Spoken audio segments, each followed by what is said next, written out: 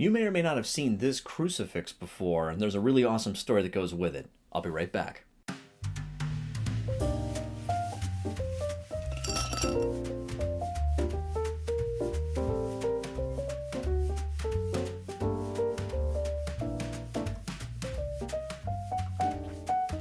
Ooh, that is nice.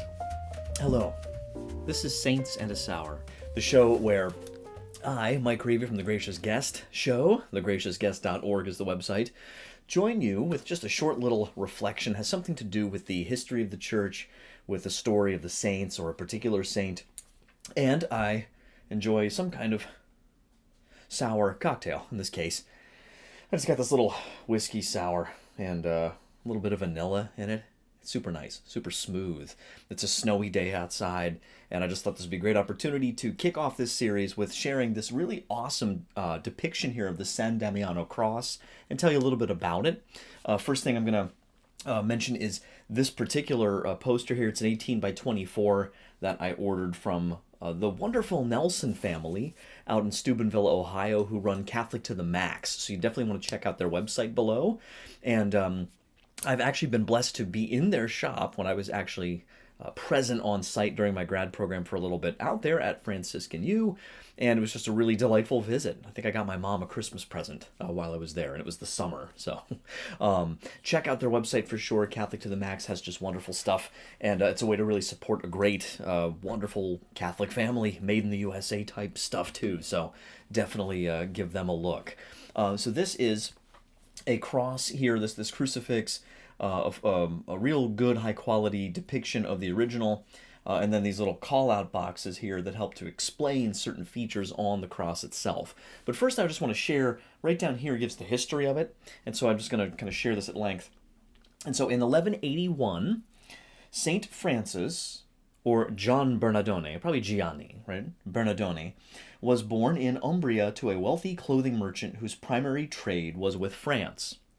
Hence the name Francesco, meaning the Frenchman, was given to young John since he worked for his father, Peter Bernardone. Right, so Pietro Bernardone, his son Giovanni or John, who we know now as Saint Francis, and so he's raised by this very wealthy cloth merchant who does all this trade with France, and he loves France so much he names his kid Francesco as just this nickname.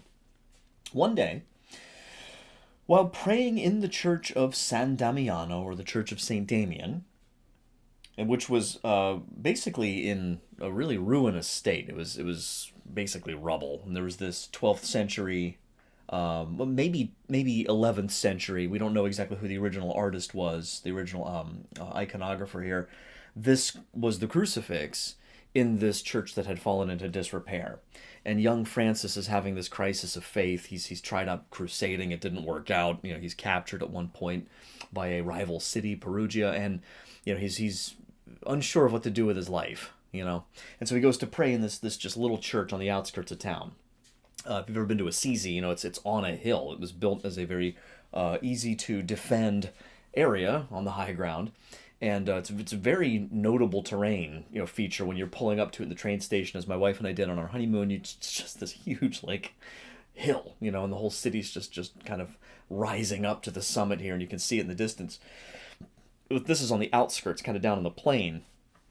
So back to this.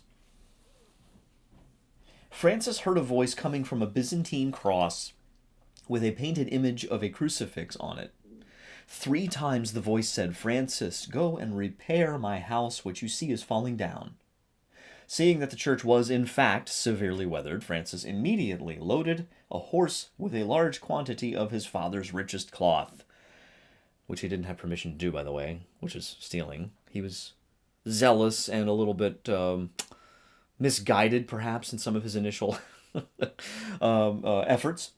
He loads that cloth, and he goes and he sells it, and with the profits, he leads this effort to kind of repair this church. It doesn't go very well at first. Upon discovery, Francis's father was furious and demanded that he return home or be disinherited. His father also demanded that the Bishop of Assisi require Francis to return the money. In obedience to the bishop, Francis returned everything, but looking to his father, he said, publicly I might add, "Hitherto I have called you Father on earth, but now I say, Our Father who art in heaven. Following this conversion, Francis went on to establish one of the largest and most renowned religious orders in the Catholic Church, the Byzantine cross, now known as the San Damiano Cross, from which Francis had heard the voice of God, hangs in the Santa Chiara or St. Clare Basilica in Assisi, Italy, to this very day. Most of the time. A little twist I'll share with you at the end here. So, just to go through this real quick, this is a beautiful cross. You've probably seen this in various places. There's a parish nearby us here that has this, an enormous one of this, as the main crucifix in the church, which is really awesome. So what's neat is there's a couple features here that are notable. So it says here, first of all, the heavenly welcome. So here you have a resurrected Christ depicted in glory with this, the cross as sort of like this, not a spear so much, but it's like this, almost like a crozier, right? Like this staff of victory. And he's wielding the cross, which was the instrument of victory that had been the instrument of his death. It's this big paradox, right? And so he wields the cross, which had been his very instrument of his torture and death, as a triumphant scepter. 10 angels surround him, welcoming him into his heavenly throne. You also have the right hand of God here, extended in blessing, like basically the Father's blessing over the Son. Then here you have an inscription. There's a lot of imagery about this particular crucifix that harkens to the Gospel of John in particular, because it's in John's Gospel, for example, that we read not just about the inscription, Jesus, or, here's the King of the Jews. John specifically has it as Jesus of Nazareth, or Jesus the Nazarene, King of the Jews. So that's a kind of a particular mention of John's Gospel. Then here you have more angels basically talking about the resurrection, some of the angels that are encountered after the resurrection that we read about in the Gospels by various disciples and apostles of Jesus. With the image of Christ himself crucified, we see, it's interesting, he's not dead, right? There's this idea that he's wounded. We see the blood dripping out of the wounds on his sides and his feet and his hands, but we also see him awake and alert, kind of like preempting his glory, his glorification here. This in the midst of the suffering, this little sign of the glory that is to come. And so, it says here, containing a depiction of the glorified cross, the crucified Christ's halo personifies Christ as being afflicted, yet unable to be conquered. This particular representation is distinct from earlier centuries in which Christ was portrayed as regal and triumphant. It is further distinguished from the suffering and dying Christ generally pictured following the 14th century. All other figures on the cross are small in stature compared to Christ, who draws the viewer's attention to himself as the one to be worshipped. Okay, and again, you have this just in some ways mesmerizing image of Jesus. I mean, I find myself just really captivated by this, and always have. Over here we have various witnesses, major witnesses. You have here Mary and John, right? So the mother of Jesus, and John the Apostle over here at his side. Then over here you have Mary Magdalene, and I think Mary the wife of Clopas, if I remember correctly. I'll double check here. So each of these figures, they have their names written under them. So this is, the Blessed Mother, St. John, then Mary Magdalene over here. Mary, I'm pretty sure that this is also Mary the wife of Clopas. And then the centurion who Jesus had healed, or whose servant he had healed earlier in the gospel. Both Mary and Mary Magdalene hold a hand to their cheek, so that it's kind of this, gesture sort of like this. And at the time, it talks about how that's depicted in art as a gesture. Oh, I just lost it here. Where'd it go? Mary the mother. Oh, it's okay. So Mary and Mary Magdalene, Mary the mother of James, over there. Mary and Mary Magdalene hold a hand to their cheek as a sign of the extreme grief and anguish, which was commonly understood expression in this particular kind of art form. The sainthood of 4 out of these 5 witnesses is demonstrated by the visible presence of their halos. The centurion, over here, extends 3 fingers on his right hand in a traditional gesture, which means I am speaking. So it's this kind of gesture, if you ever see that before. And so it means I am speaking. In this gesture, the soldier asserts as a Christian witness that Jesus is Lord. Then this over here, the onlooker, is mentioned. This is cool. You can see a little zoom in right here. Okay, the onlooker. The tiny face peering over the left shoulder of the centurion is in the front of a crowd of spectators whose foreheads are barely visible in a uniform line behind his face. Now, in a couple other sources that I looked at, there is some dispute about this. In fact, let me grab this wonderful book. I'm also going to have a link to below. The Crucifix That Spoke to St. Francis by Michael Goonan. It's just a couple dozen pages long, but has a beautiful breakdown of this same kind of stuff in a little bit more detail. And so it's this short little book. It's super awesome. I think it was put out St. Paul's Press in the year 2000. And so this is a good one I'll link to. But in there it points out that one of the possibilities that's been suggested for this is that the onlooker is the servant or the son of the centurion who was healed, to kind of like be an additional witness to that healing. Most scholars and art historians, though, assert what is basically on this poster here, which is that this face is most likely a representation of the artist of the original San Damiano Cross. The artist who, according to the practice of that time, was both asserting his authorship of the painting, like a signature, but also immortalizing himself as a witness to Christ and really kind of affirming his own faith. Then you have minor witnesses down here. Stephaton, who is often located at the foot of the cross in the Umbrian paintings of crucifixion. So that's more of like a local tradition of this area. According to tradition, he was the soldier who, upon hearing Christ's thirsty plea, offered him a sponge soaked in vinegar wine. Despite his knee-length garment, which is a characteristic of Roman dress, the rest of Stephaton's attire indicates that he is in fact a Jewish temple guard. So that's kind of interesting. Then this other witness over here, we can see, is Longinus, traditionally believed to be the Roman soldier who thrust the spear into Jesus' side. So he's on the spear side of the wound in Christ's side. And what's really interesting is if you look really closely at this, and you'd have to kind of do a much closer look, I've also attached a link to a very high-resolution image of the original San Damiano Cross, which I'm also going to put up right now, so you can take a peek at it a little more closely. You can also see here the blood dripping down from Jesus' wound, from his hand, on both sides here, down to the elbow, because, you have the arms up like this on the cross, the blood is coming down, and then potentially dripping off the elbow or the upper part of the arm, which consequently is interesting because we see that same blood flow on the arms of the man on the Shroud of Turin. But that's for another day. So the blood, if you look closely, it's dripping, and you can see it's lined up so that it's potentially going to drip onto Longinus and also onto Stephaton. So the minor witness is the idea of, these guys who start off, as complicit or directly involved in the execution of Jesus, being able to receive this mercy even in that moment, if they're willing to repent. So this sign of hope for everybody, that nobody's beyond salvation. Then you have the rooster right here. Okay, it's symbolic of Peter's betrayal, right? The cock crow. Jesus says, before the cock crow, you'll deny me 3 times on the night before his ultimate crucifixion. So it's a reminder that all men are dependent upon the Lord for firm resolution and unshakable faith. It's one thing for Peter to be able to say, I will defend you to death. Jesus says, well, be careful.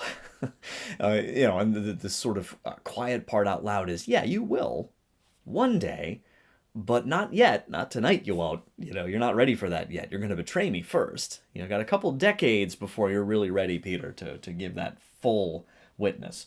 And then lastly, the patron saints down here. And in the original image, you can see this is sometimes restored. They try to kind of clean this up a little bit. But you can see in the original, it's kind of worn off a little bit just from time. I mean, this image is pushing 1,000 years old now. And so it's the patron saints. It says at the very foot of the cross, a damaged and partial picture of 6 figures is depicted.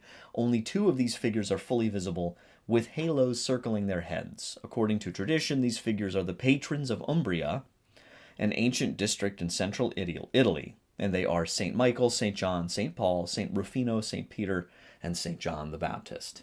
And so, I give you the San Damiano Cross. And I'm going to have another sip of this. Saints and a sour. It's not just saints. Saints and a sour. A little bit of enjoying these gifts that God gives us. Okay? So, the thing I mentioned I wanted to share at the end, just a kind of a cool close out here on this first series of these short little journeys, into some little reflection about the saints or reflection on sacred art. It's also an encouragement to go on pilgrimage if you can, and I'll bring that up quite a bit on these. But what I wanted to say was, when I mentioned down here that the original cross hangs in the Santa Chiara or St. Clare Basilica in Assisi, and I said most of the time, it was so funny because it started off as this panic and then it turned into something beautiful.